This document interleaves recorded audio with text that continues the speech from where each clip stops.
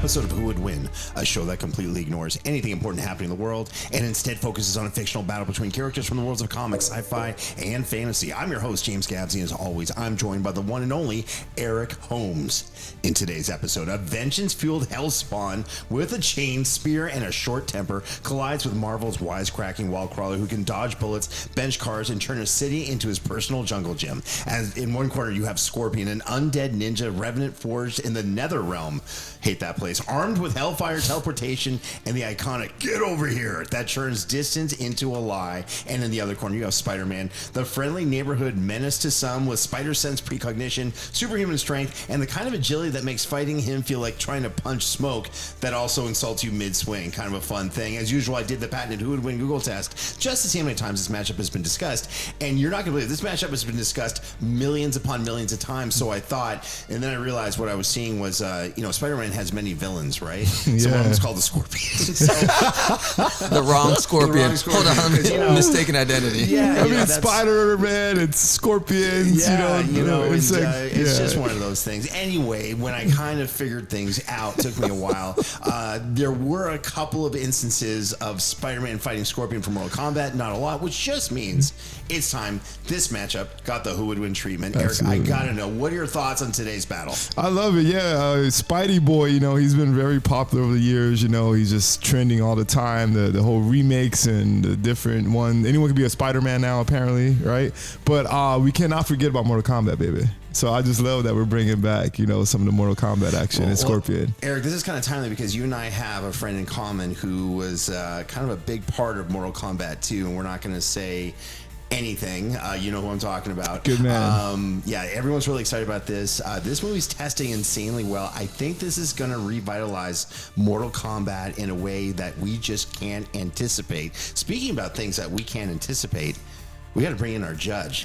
Making his way all the way from Beverly Hills. By the way, if you know LA in traffic, that is a big deal to get from Beverly Hills to like Venice. A trek. That's not an easy thing I had to use my Clear Pass. Let me just make that clear. I have Clear via Amex for the airports. That's so I had to use my paperwork to get here because the traffic's crazy. I needed a police escort. You know what I mean? Come on. Beverly Hills to Mexico, back to the west side of LA is the way to go. Yes. Yeah, you heard that voice. It is the mayor of Beverly Hills, at least unofficially. It is the only adult in the room. It's the one. It's the judge of Who Would Win. It's Tadeo. What's up? Yo, I'm feeling incredible. I was just at Irwan.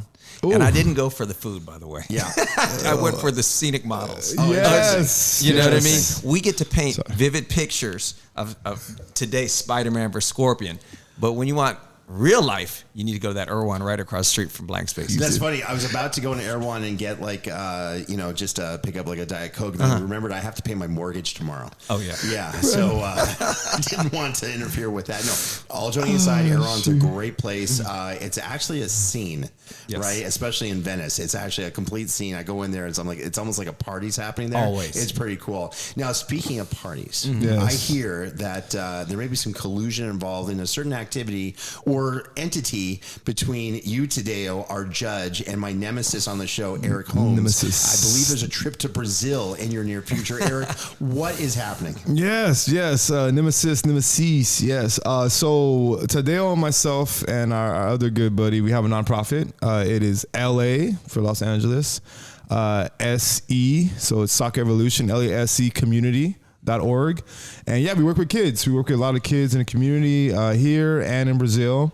We provide sporting goods, just like cleats, call them boots, socks, uniforms, and then we're slowly getting into some STEAM stuff now. And it's been great. And I'll be back in Brazil on March 20th. Okay, so I have a little problem with all of this, which is that you guys are doing something really, really great. Thank you. And I'm supposed to not like you right now, Eric. Like, I'm supposed to be getting into battle mode. I know. Right? And kind of being like, oh no, and catching him on things that he might miss or whatever. And he's very likable. Tadeo, can you give me some dirt on Eric so I can not like him again? Well, let me just say this first. The collusion is all for the community. We're a 501c3, so we do it all for the kids. So this collusion, in this case, you can't get mad, right? Right. But the Erico, we like to call him Erico because his name in Portuguese, we speak Portuguese in Brazil, not Spanish. But anyways, on the side record. note, I got to tell you, this guy right here, if in real life, the amount of fun he brings, we don't talk about it on the podcast. That's all fair. That's all fair. When the sign goes off, all fair. Right. You just got to go. If y'all haven't been to, well, like we said, we do a lot of work here in LA. Yes. We are LA based nonprofit. Correct. A lot of different schools, communities that we're starting to have an impact on. And then, in Brazil, we work in Rio. Specifically, it's a comunidade by the Santa Teresa area for now. And yeah, it's been amazing. If you guys haven't gone to Paradise, Brazil, it's just it's the beautiful people. They love hard, they work hard, they play hard, and it's just such a big need for the children there, you know, that we see here versus there. I mean, we have a huge need here as well, obviously. But we've just been fortunate enough to meet some community members and get involved there, and it's been a really good, beneficial relationship for the community. Well, wait, I have a question. So in one of our previous episodes, you said that you had one of your favorite places off of Sepulveda in a certain part of LA known as Burger King. That was your paradise. And here you are saying that there's another paradise in Rio. Now there's a paradise of burgers now. That's right. There's burgers on every corner. What is Eric's paradise here? Is it Burger King in Rio? Like, I don't understand. Man, if I could find one there, that'd be a game changer. I haven't found a burger. That McDonald's is everywhere. Everywhere. Yeah, then Bob's have Bob's. Not Bob's Big Boy, it's Bob's. And Bob's took me out one time. Ooh, that was rough.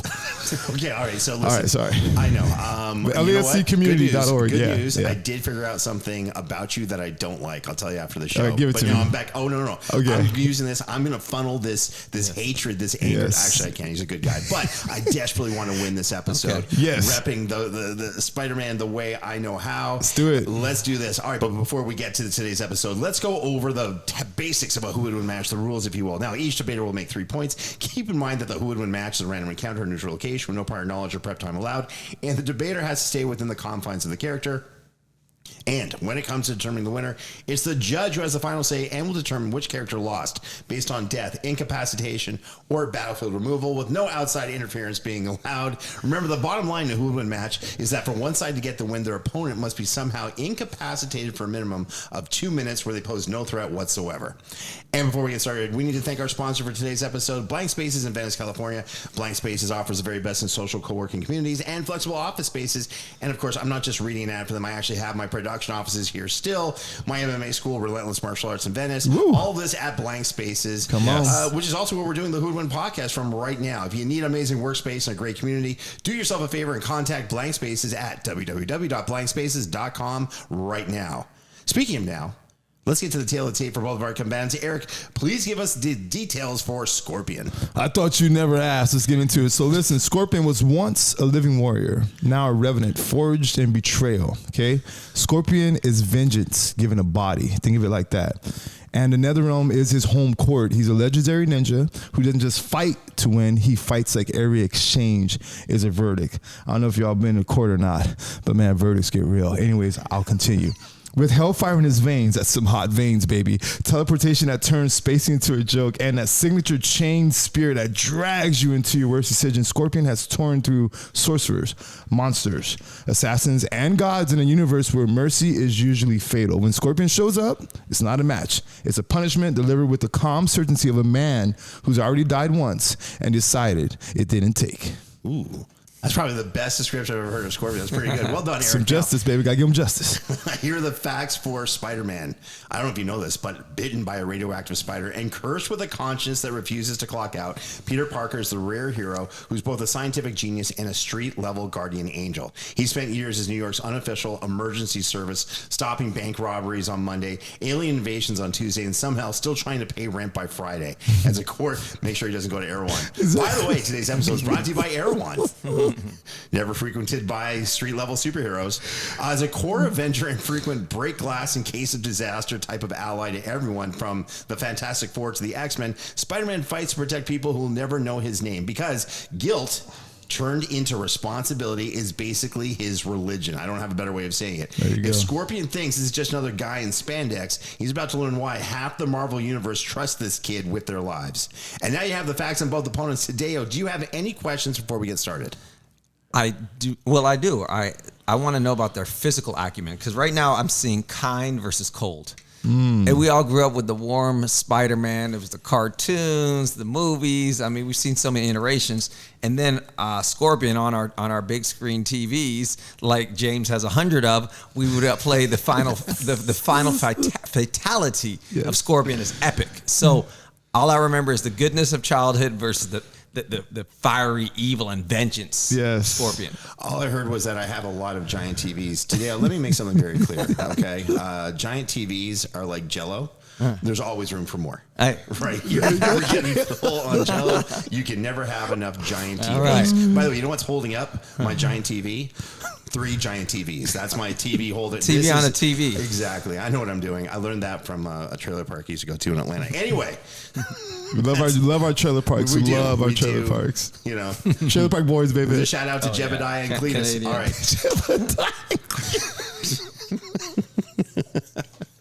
Jebediah. Missed those guys. We missed those guys. Bunch of people, we Eric. missed those guys. Oh my gosh, I miss them every time I try to hit them with my car. All right, here we go. Eric, hit us with your point number 1. All right, let's get into it. So first, I want to talk about Scorpion's powers. Okay, so he's a teleporting. Listen to this: a teleporting hell ninja. Who treats distance like a joke, all right? Scorpion isn't just a ninja with fire, which is really scary. He's a netherrealm spectra, so he's literally built to make you feel safe right up until you realize safe is not on the map at all right? So he has teleportation, which means spacing gets deleted, all right? 1 second, he's across the screen, and next he's behind you with a fist. Already en route to your whole dental plan, just going to just rearrange your whole dental situation. His teleport specials are a core part of his moveset. For a reason, you can't play keep away against a guy who can just arrive out of nowhere, okay? Literally, you know, you did a good job with this, James. You want to do it again? All right. His signature thing. Come on, give it to me. Get over here. There you go. It isn't just a catchphrase. It's literally force relocation. That spear isn't just a weapon. It's your positioning is wrong button. He lands it and your defensive plan becomes fly towards Scorpion at literally high speed and regretting everything. Hellfire on demand. His whole brand is fire blast, eruptions, flaming punishment. And because it's literally his element, he's constantly framed as a guy who can weaponize fire in ways normal fighters can't even process. He has a superhuman physicals, literally baked into his whole description. He's not a fit human ninja. He's an undead spectra fighting, and the whole franchise profiles routinely are putting him in the enhanced category of strength, speed. He has a reflexes, agility, durability, all above human limits, and literally the combo is what makes him just gross, disgusting.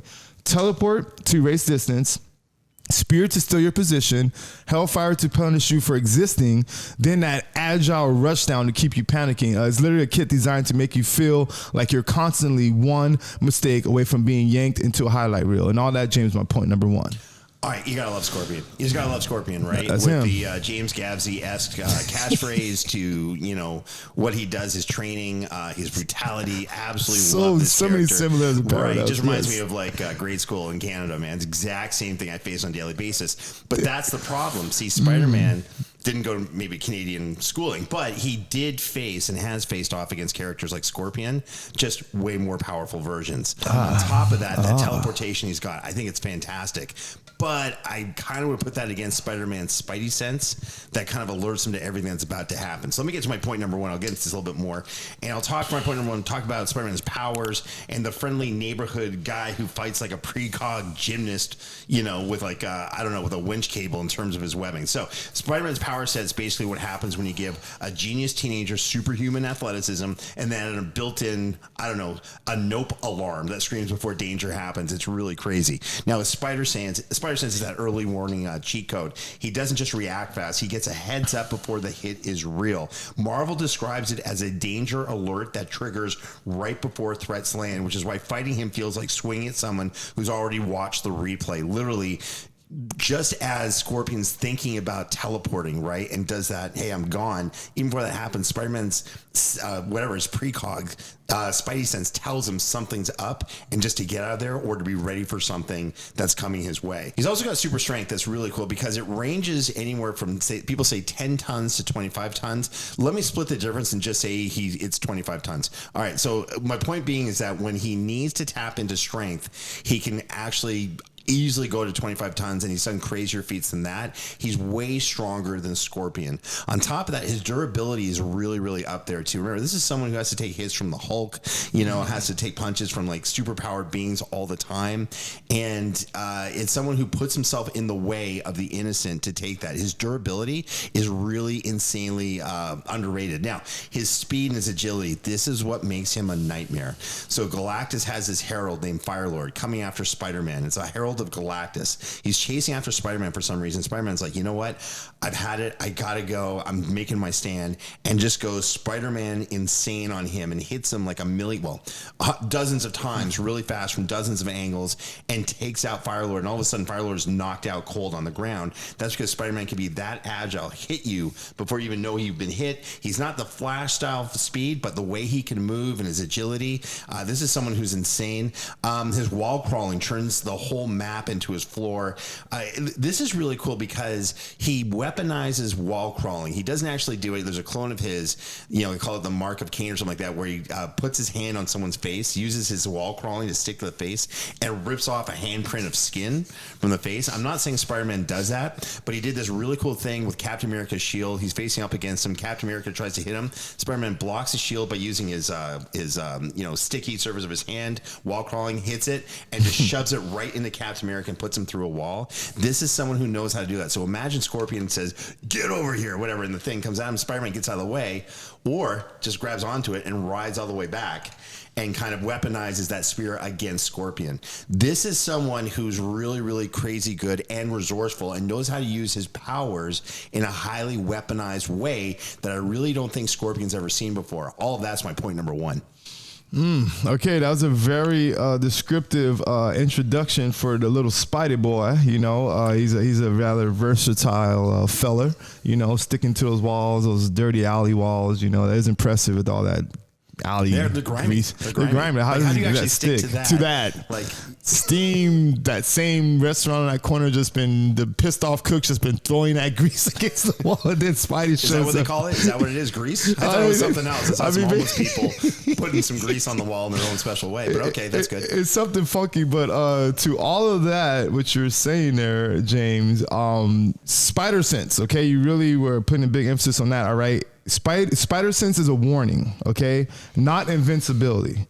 So Peter still has to move, and he gets hit in comics all the time. He's taking so many hits, all right? So now with that being said, Scorpion doesn't chase you, he teleports. So distance, those little sticky, whatever, greasy walls, high ground, gone. So that's not speed, that's position control. So the fact that Spidey is somehow getting hit all the time, which says a lot about him not being able to have position control.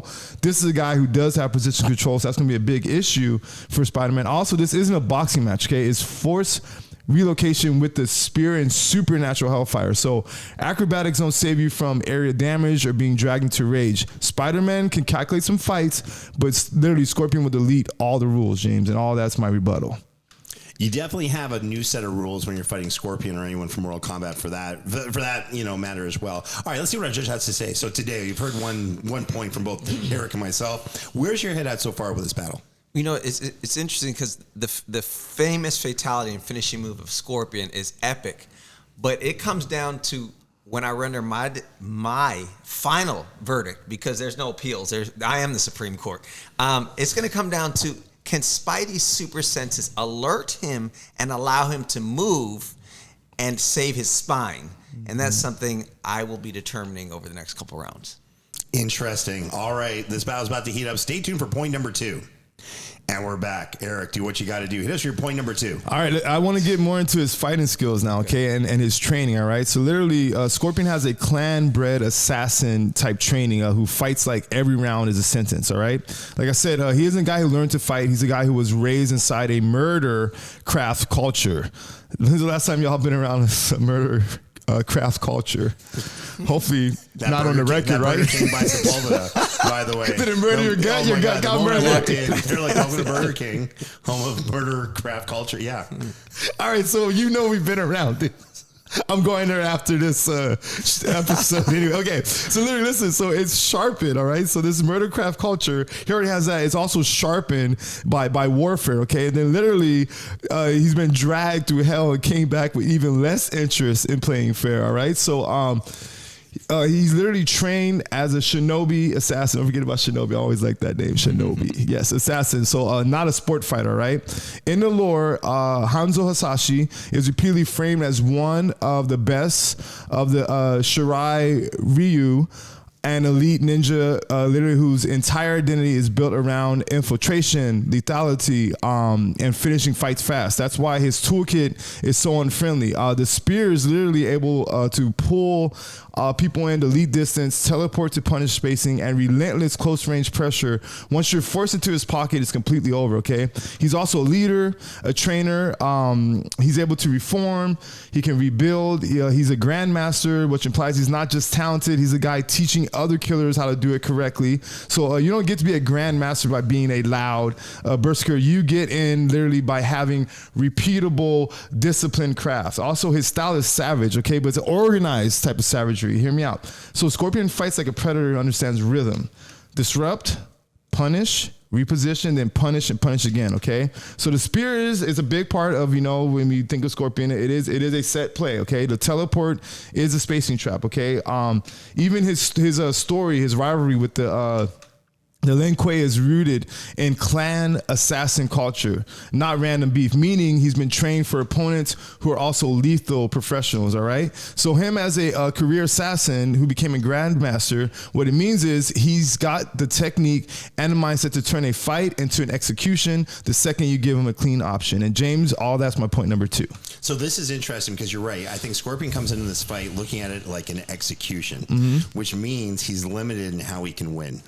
To him, a win is simply, I got to kill this guy I'm facing right now. Because that's what he does, right? That's what he does. He's a specialist at it. Spider-Man, on the other hand, reluctant to do so, will still kill someone if he has to. He'll feel horrible about it, by the way. Yeah, horrible, be like yeah. a 30 comic book arc about like how angry he is or upset he is or whatever it is. But then he'll come around. But he also can battlefield remove someone, right? Or maybe bury someone under a bunch of debris, or use his webs just to incapacitate him for 2 minutes. It's mindset that's really going to be Scorpion's weakness here. By the way, Spider-Man is that friendly neighborhood Spider-Man, but there's a running joke online right now, which is who's more dangerous, when Batman starts smiling or when Spider-Man stops talking? That's the whole thing. If things get really serious here and Spider-Man stops talking and just kind of goes James Gavsie style on Scorpion, which no one wants, by the way, it's horrible to watch, then all of a sudden all bets are off. Eric, you're just using your Tesla, not talking, right? That's right. Well, Dangerous James over there in lane 4. Well, when you came to class those 3 times, when you came to class, right? I know when you came to class, and you saw me sparring, or when you and I were sparring. How much was I joking around? I was laughing. I was all that kind of stuff. How scary would it have been if all of a sudden I stopped talking, Eric, and it got really serious? It would have got real. But I mean, it was already real. It was already real. It was. But yeah, that would be a and definite you were added. insanely good too. Thank so you. Don't get me wrong. But no, this guy's a monster on the other side. Yeah. Thank you very much. Yes. It's good to be recognized. Yes. All right, but let me get to my point number 2 because this will all become very clear. For my point number 2, this is kind of like, we'll talk about Spider-Man's fighting style because what's really cool, it looks like he's in a constant state of improvising his fighting because he is. In martial arts, there's this term called unconscious competency, right? It's so trained within your musculature. I'm sure high-level athletes have it. It's beyond muscle memory. It's just your body does the right things at the right time with no conscious thought whatsoever for whatever reason. Maybe they're naturally gifted like that, or like me, I've had to train for decades to even have a semblance of that. Who knows? Well, Spider-Man has all of the above, which is really, really cool. But with that being said, he actually built a new combat style for his own capabilities, his own physicality, when his biggest advantage got taken away. So during Spider Island, this is his whole comic book art, Peter Parker loses his spider senses and realizes, cool, so now I'm just a dude who flips a lot, right? And instead of panicking, he goes to Shang-Chi for real martial arts training. And together they develop the Way of the Spider, really cool. And it's a fighting style designed for Spider-Man specific body type, spider speed, spider strength, acrobatics, nasty angle changes. It's Spider-Man going from talented scrapper to trained martial arts problem for anyone he's facing. And again, this isn't generic kung fu, right? And nothing against kung fu. I did Wing Chun Kung Fu for 10 years. It's all cool, and there's different styles of great kung fu.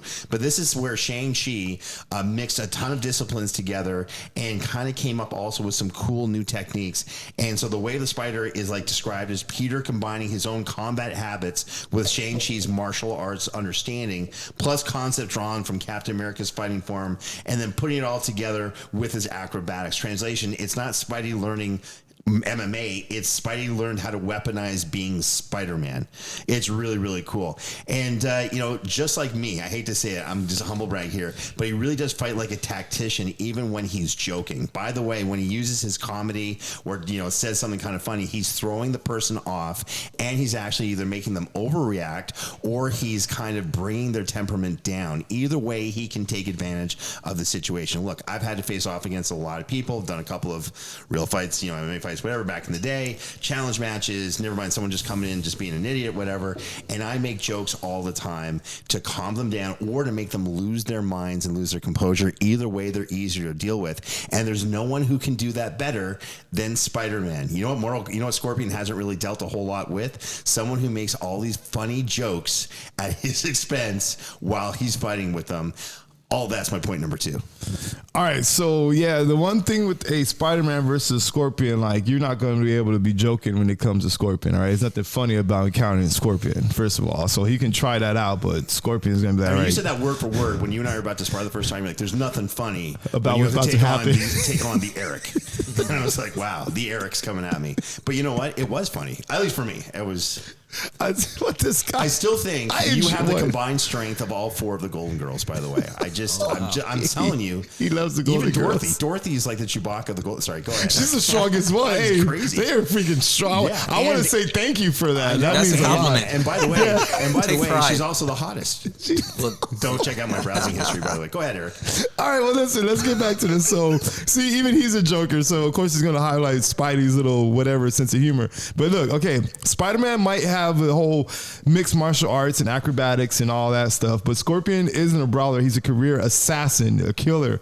Every move is trained to kill, not impress a gymnasium, not to make a whole crowd laugh, okay? Peter improvises and adapts. Scorpion executes. Discipline, repeatable execution patterns honed over a lifetime of clan warfare and supernatural battles. Okay, I don't know how many supernatural battles Spidey-Man has walked into and told jokes and started doing his little gymnastic routine. Okay, so literally, Scorpion, he could teleport, spear, hellfire. That's not fancy footwork. Okay, it's guaranteed punishment. So Spider-Man does thrive in a chaotic kind of reactive combat, but Scorpion, he thrives in planned lethality. Okay, so no amount of training turns Spider-Man into someone who can rewrite the rules of engagement mid-fight, and that person who can do it is Scorpion. Okay, interesting rebuttal, but none of that matters because we are now at the turning point. All right, Judge Tadeo, you've heard 2 points from Eric. You've heard some comedy and 2 points from me. Where's your head at so far with this battle? Who do you think is ahead, more importantly, and what does the other side have to do to pull out the victory? Well, I kind of was teleported and stealing Scorpion's thing too. I remember going to Cirque du Soleil. Lucia, my friend, was a football player. He was a star of it. Spider-Man, honestly, could make millions in that show, and I believe it's a Canadian or French show. But the speed, agility, and quickness is something when we evaluate athletes. I work with mostly Division I athletes, the 1%ers. He's mastered those 3 territories. And that's something quite interesting because I need to know more about Scorpion's agility and movement pattern rather than he just battle straight on, or can he handle a barrage of punches from different angles? So that's kind of got me wondering, does Spider-Man possibly have the advantage? However, is he too nice, and is he worried about what Aunt May would say is where we're leaving off? It's good. That's true. Aunt May being the Golden Girls, equivalent to. They do look alike. What's that? They do, right? Right, they do actually. There's a little Betty White there. There's Everyone loves the Golden Girls. You know what? I used to watch it. I watched it with my grandma. That's awesome. And then when I watched it in reruns like a little while ago, it's really funny. It's good. It held? Yeah, it's disturbingly fun. Anyway, all right. So there you have it from Judge Tadeo. This episode is brought to you by the Golden Girls. They're a hoot. They're a riot. They're all dead, right? I hope not. Are Well, they? yeah, they are now. I'm They sad. have to be. Oh man, I'm sad. Or they just ascended to a new form. They're dead. All right, so they're golden. they're golden. Stay were. golden, pony boy. Why are you looking me directly in the eyes like that? Sorry. That's just very disturbing. All right, let's see what's about to happen. Stay tuned for point number 3. And we're back. Eric, it's now or never. Hit us with your point number 3. All right, so in this point category, I want to get into Scorpion's biggest wins and some of his wildest feats, okay? And also to bring it home for Tadeo as to why he can beat Spider-Man, all right? So one of Scorpion's biggest feats is not that he won a tournament once. There are that he survives hell, comes back, and starts cashing revenge checks in blood. That's in Mortal Kombat, which is basically a graduate degree to be able to do that. Also, Scorpion finally gets the truth about his family and clan, and then when he finds out, he literally executes Quan Chi on the spot. That's not a random henchman, by the way. Quan Chi is a high-level sorcerer and major saga villain, and Scorpion takes him off the board when it matters the most. In the MK11 story, Scorpion is shown taking on heavy hitters like Devora and winning, and even when he faces off against his past self, basically a mirror of himself, a match against a younger, more rage-driven version of himself, he still comes out on top. So that's a rare kind of feat. Being the same character while they're still in there. I'm going to full psycho era on you, okay? Also, he's been fighting through groups like Frost, Cyrex, and Sector, which matters because it shows Scorpion isn't just a 1-versus-1 guy. He can survive and win in chaotic, multi-opponent situations, which you brought up earlier, where he's literally getting flanked, and he could be literally, it could be a death sentence. So he can handle multiple combatants at once. So let's get down to this final part before I let James try to bring it home, okay? So how does he beat Spidey Boy, right? So under Unleashed rules, okay, I feel Scorpion will win with on the condition of a pure, just brutality, just simple. He's literally going to break Spider-Man's rhythm. Teleport to bypass all the web zoning stuff, okay? Spirit of Force and Mistake. Hellfire to keep Peter moving. Then chain pressure until Spidey's pinned, stunned, or unconscious long enough for that 2-minute count. I feel that Spider-Man's spider sense is a nightmare, so Scorpion's whole job is to turn the fight into a netherrealm fight. So what that is, unpredictable angles, force pulls, and constant, you're not allowed to rest. So I feel if Scorpion can get these type elements, set everything in place on Spider-Man, I feel that he can get the win. And all that, James, is my point number 3. Okay, excellent point. And it really demonstrates Scorpion's, for lack of a better term, I'll just steal it from Mortal Kombat, lethality. There you go. His brutality, all that kind of good stuff. But the question I have is, in a fight against Spider-Man, it's an unknown combatant. It's random encounter, no time to prepare, no previous knowledge, what have you. The motivation for Scorpion is to what? Win. Yes. Right? So that he can continue on with whatever mission he has, whatever. It's just to win. What's Spider-Man's motivation? If he loses against someone who's trying to kill him, all of a sudden, Mary Jane's not there. You know what I mean? Aunt May, who depends on him, is going to be left to, horrible consequences, whatever that is. Spider-Man doesn't just fight to win. He's fighting for other people. Plus, all of a sudden, he's fighting Scorpion, and he's thinking, if I let Scorpion win, or if I lose to Scorpion, what would Uncle Ben say? Right? Uncle Ben would be like, no. With great power comes great responsibility. You can't lose this person, because if you do, they may go out and kill a lot more people, and you can't have that. Remember, to Spider-Man, this is a villain or someone he doesn't know who could potentially be threatening people in New York or people, innocents or whatever it is. He doesn't know. So there's a ton of responsibility. The stakes are much higher for Spider-Man than they are for Scorpion. It's just implied based off the characters. But let me get to my point number 3. And for my point number 3, let's talk about Spider-Man's biggest wins, his wildest feats, and why he beats Scorpion. So his greatest feats, they're not like raw power, right? They're not like, he picked up something and threw it or broke something down, whatever. He's got those feats too. But he's got some crazy wins against people he should not only be not winning against, he really shouldn't even be surviving against. This is someone who ups his game. Eric, match football player, played for USC, all that kind of good stuff. I'm sure you met some people who were okay in practice, but just were insane during game time. They just brought it. By the way, I know a lot of people who were great during practice practice and couldn't bring it to the game, right? So Spider-Man's someone who brings his A game to every big time fight he's there. This is the ultimate fight. He doesn't have like, okay, if I lose this, I'll come back better tomorrow. No. For him, it's like, if I don't win this, I'm done. Scorpion, he's pretty confident he'll come back in some way, shape, or form. All right, so let's talk about the wins. Spider-Man, I'm just going to go there. He has a great win against the Juggernaut. Okay, you go up against the Juggernaut as Spider-Man, you should be a smear on a wall. But no.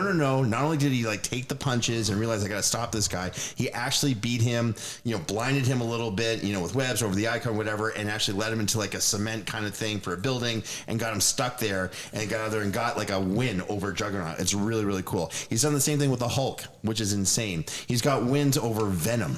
Right, and Carnage, who's Venom, just psychopathic, right? He's also got wins over groups of characters called the Sinister Six. That's Doc Ock, that's the Green Goblin, that's Mysterio, these groups, the Scorpion from Marvel, all these characters that come after him time after time again, and he has wins over groups of people. He's got a really cool win over this character, named Moreland. This is the Moreland saga of the comic books, and this character is explicitly framed as a nightmare level hunter of Spider-Man who is built to kill Spider-Man and to take advantage of or to overcome any of Spider-Man's strengths. And Amazing Spider-Man, I think it was volume 2, number 33, one of the key issues in that whole run. Spider-Man takes on this character and just beats him because he has to. This is crazy. But the craziest thing Spider-Man did, and this is my favorite thing, okay, years ago was X-Men versus the Avengers, right? Really cool comic book series. Hope they turn that into live action. And the Phoenix Force comes down and is split into 5 chunks and spread out over some of the X-Men. 2 of those X-Men, Colossus and his sister Magic. Guess who has to take on not just Colossus, the guy who's a giant metal dude, right? And Magic, who's got a sword and magic. Now with the Phoenix Force for both of them, almost like godlike tier, like they can warp reality. Spider-Man has to take on both of them. And as he's doing it, he's getting destroyed. But he figures out the key weakness, which is I'll pit them against each other. So he cracks some jokes, makes them, throw some emotional turmoil in there, and they all of a sudden start attacking each other. When all the Avengers come back to check on Spider-Man because they think he's dead, he's barely alive, but Colossus and Magic with the Phoenix Force are just laid out on the sides. He got the win somehow against characters he has no business beating, never mind surviving. So in terms of how he beats them, it's going to be the spider sense. Spider-Man's going to get cut a little bit with that spear. He's going to take a beating. Absolutely, you just don't face Scorpion and get out scot-free. But that's the thing. All of a sudden, Spider-Man's going to tap into like, hey, Aunt May needs me. Mary Jane needs me. If I don't stop Scorpion, he's going to kill a lot of innocent people. What do I do? And he's going to tap into that same resolve that got him wins over like Colossus and Magic with the Phoenix Force, got him a win over the Juggernaut, got him a win over Sinister Six, and makes like the X-Men and Fantastic Four say like, hey, we need backup. Where's Spider-Man? In the end, Scorpion's awesome, but he's never taken on someone like Spider-Man with the training, the powers, and that emotional resolve that keeps him going, which is kind of why we love the character anyway. All of that's my point number 3. Yeah, no, that was a very detailed point, but I'll say this. Spidey's going to fail versus a person like Scorpion because he's emo. He's too emotional. And Scorpion's not, all right? So all that, emotional resolve stuff, like you said, that's his weakness, okay? So for all we know, Scorpion might go teleport, to Aunt May's or Mary Jane, you feel me? Like, why not, right? Well, it's a neutral encounter and a random encounter with no previous knowledge. How would he all of a sudden know there's a thing as Aunt May or Mary Jane? Well, if he's that emotional, thinking about him all the time, he's like, hey, dude, who's this guy? Who's the other people? God. Eric, so funny. I remember last time I was in a fight, and I got really emotional. It was against some guy, just, street fight, what have you. And I broke down emotionally, and I'm like, oh my God, my puppy, my golden lab, Apollo, I hope he's okay. Revealing. Did you run and start trying to run to get a hug from your puppy? No, worse. I gave away my secret information about the most important thing to me in the whole world to this guy I was fighting. That you want to keep safe. He knows my secret. That because you weren't emotionally stable. Well, that's a whole different aspect. Exactly. I'm not denying that whatsoever. But I didn't. That's not what people do. They don't fight someone and like, I'm going to hit you with the right cross and tell you my secret weakness. That will totally. He's an emotional guy. Never happens. Okay. All right. Well, here's what I'm gonna say. Okay. So Spider-Man's grit is impressive. All right. But listen, Scorpion isn't just a little street level threat. Okay. He's a supernatural killer who routinely defeats top tier sorcerers and elite warriors, all right? So he's beaten enemies who plan, adapt, and strike with precision. He doesn't rely on luck or improvisation, okay? So Peter thrives when he can outthink or outmaneuver opponents, but Scorpion literally forces every fight into his terms. Like I said, he could teleport, he has the spear, all the hellfire, his relentless pressure he can do. So he literally survives and wins against multi-opponent chaos, showing he can handle precisely the kind of unpredictable situations that Peter relies on with all of his spider sense to navigate, all right? So Spider-Man can stall or escape once, but Scorpion can end the fight in seconds, and his record of top-tier kills proves it isn't theory, it's consistent, repeatable success. So Spider-Man, he does do a lot of improvisation to survive and everything, but Scorpion, like I said, he executes to win, and his history proves he doesn't leave victory to chance. And all that is my rebuttal, James. Interesting stuff. All right, let's go to the judge. Tadeo, you've heard 3 points from Eric. You've heard 3 points from me. Where's your head at? Tell us who you think is the winner. Take us through your process. Tell us the story, if you will, and give us the winner of this battle between Scorpion and Spider-Man. Allow me to render my decision, because there's no live action terrible B Mortal Kombat movies versus Spider-Man. Thankfully, that's not something I have the misery of seeing. So what happens is Scorpion comes with vengeance, comes with anger, and he attacks Spider-Man with a flurry of fire. He is Hellfire, that version. And Spider-Man finds his suit smoldering. And he's realizing, wow, I'm anticipating the fire, but it's just so encompassing. And so in an effort to kind of thwart this attack, he jokingly says in jest, he's like, hey, they didn't want you in hell? What's made you think we want you here? And it's perplexing, because Scorpion's like, what's going on with this? And as he says that, next thing you know, Scorpion catches a roundhouse to the head. Next, he sweeps him.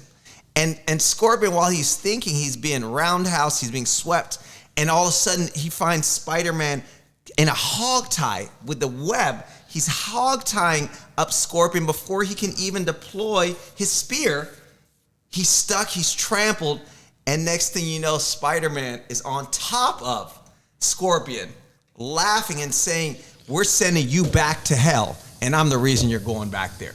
And while he doesn't lose his life or take the life of Scorpion, he easily renders him incapacitated for 2 minutes, because Scorpion's anger and rage did not allow him to think. It allowed him to be defeated. That is interesting. There you have it, Judge Tadeo. That's good. I got to tell you, the reason I really agree with that is because, of course, because it's Spider-Man, but also in the gameplay, which is really interesting, right? And Eric, I think, did a great job, representing all of that.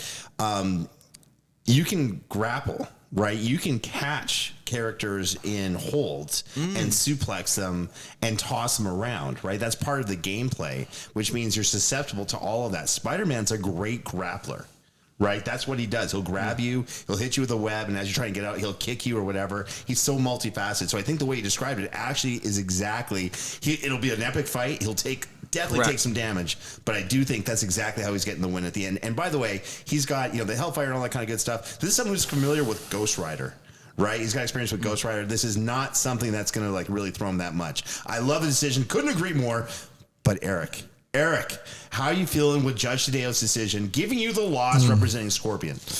The spear. I think the spear, it wasn't, given enough consideration. Like, that spear can cut through those little webs, no problem. All up and down. So I think he got out of that. But our judge is a very reputable guy, and with great difficulty, I have to agree with his choice and how he came about it. Here we are. Does this create turmoil in your nonprofit initiatives? I mean, is this going to, transform or translate somehow into the boardroom when your next meeting? What's going to happen here? I mean, there will be conversations had outside of this debate. So, yeah. I just hope the kids don't suffer.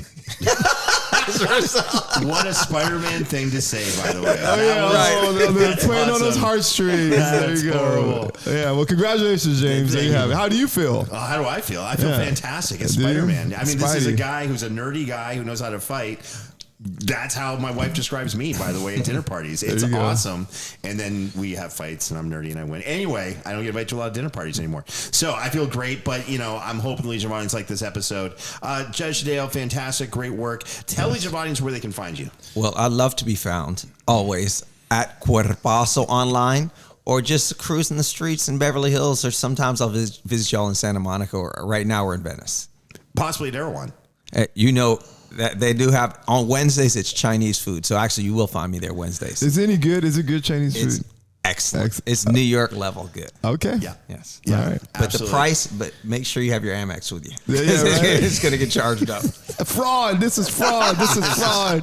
Why is this orange After chicken you- everywhere? I know. Again, I'm not going to mention names, but when a billionaire says, "Wow, this is really expensive," That's a statement. that's maybe too expensive. That may be. I'm just saying, Erewhon, bring prices down a little bit. If you don't mind. Just saying. All right, very cool. Eric, great job today representing Scorpion. Tell Legion of Audience, our fan base, where they can find you. Thank you. Yes, so you can connect with me on all my socials at THE Eric with the C Holmes HOMES, and then also, like we mentioned earlier, our nonprofit. If you ever want to get involved in any capacity, you can find us. It's LA for Los Angeles, S for soccer, E for evolution. So LASEcommunity.org.